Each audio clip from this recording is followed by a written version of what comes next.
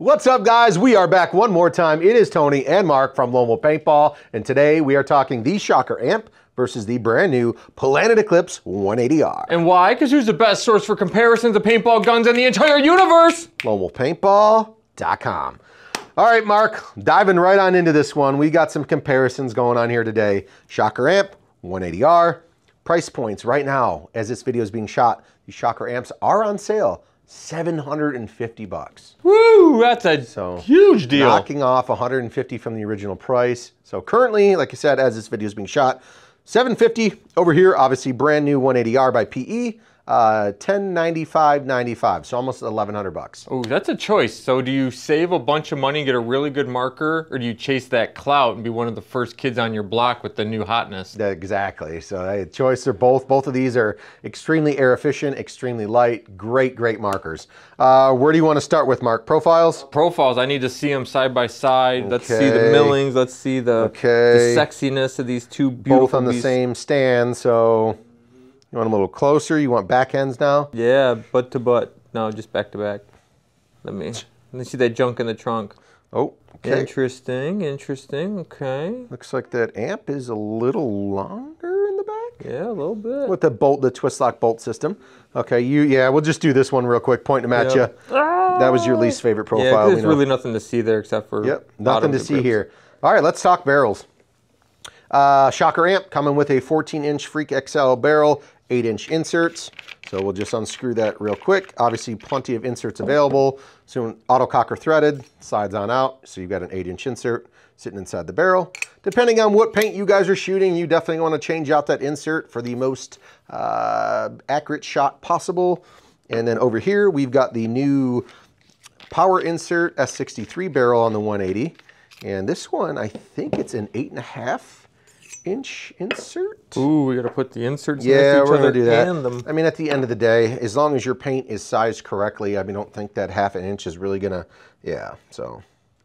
All right, I'm gonna have to ask, can I stick the Freak XL insert into the S63 barrel? Nope, doesn't work, sorry. No, other way. I'll put the Freak. Oh, you think this is gonna go in here?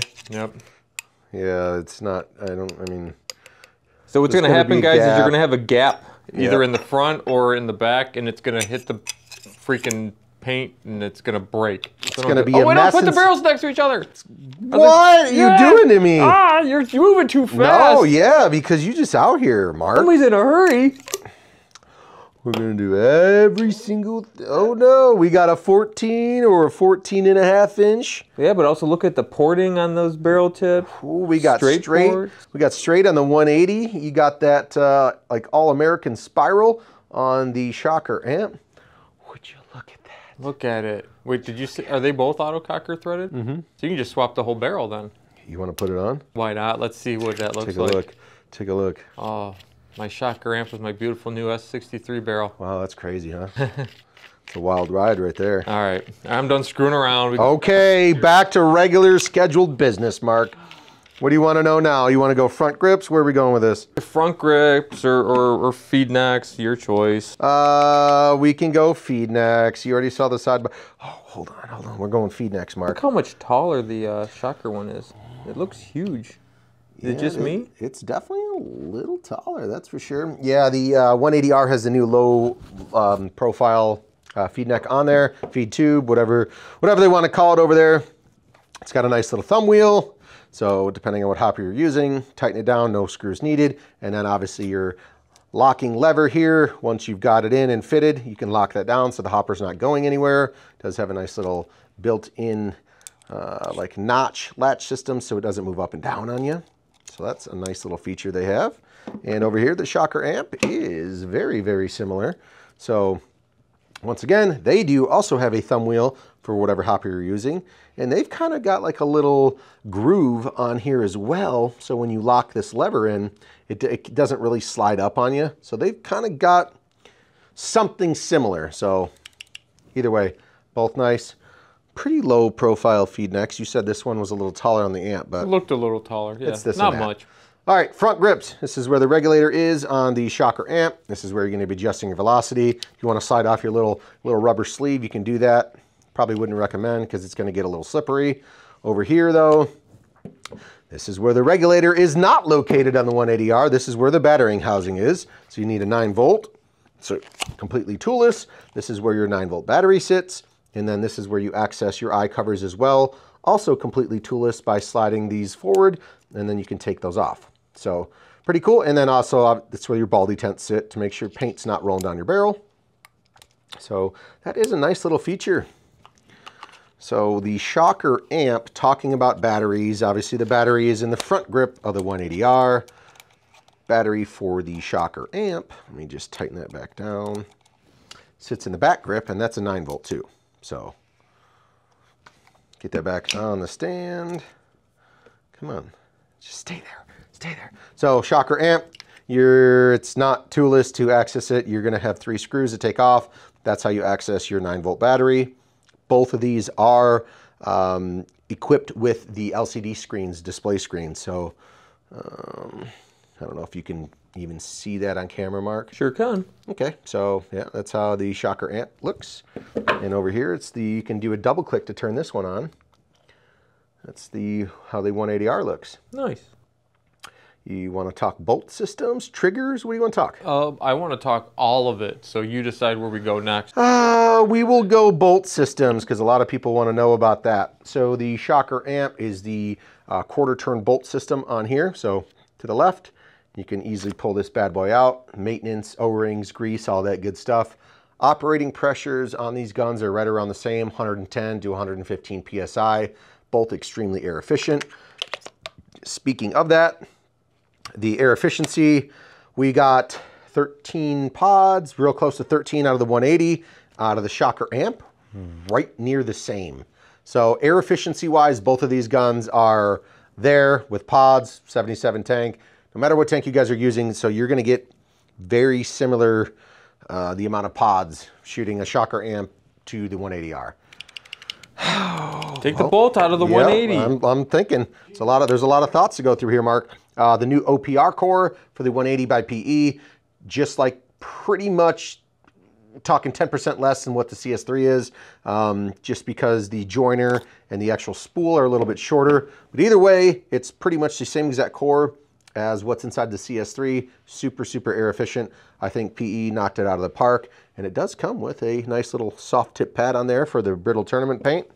Is the Shockers a soft tip or no?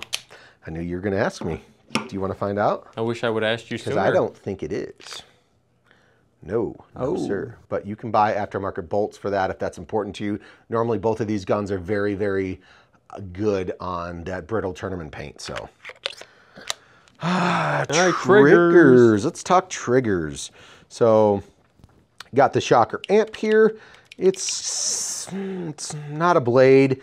Similar, it's got a nice little curve here, a nice little hump here near the center of the trigger, but obviously you can see the blade on the 180R completely flat, straight down. Speaking of triggers, look at the grip frames. Can you see that? Look at those.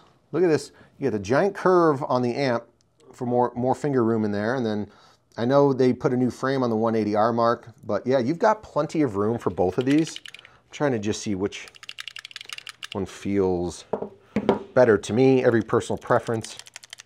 They're both about the same. There's plenty enough room inside of the trigger frame for you to get the walk-in if that's your style. So yeah, they're both there.